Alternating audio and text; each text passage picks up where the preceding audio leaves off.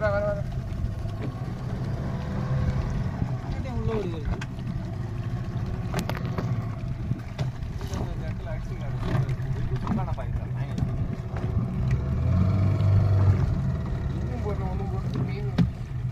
மட்டும் எடுத்து ரெடியாக வச்சு மீனை பிடிச்சி ஒரு போட்டு ஓட்டினான்னு வச்சுக்க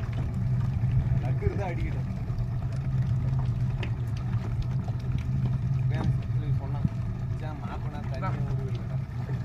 எது துண்டு பண்ணு ஆடுறீங்க அந்த பண்ண புரியும் நீங்க அதை போட்டு நீங்க பத்த வேண்டியதுதான் செத்து போன மீன் தான் வருது அரைக்கொலை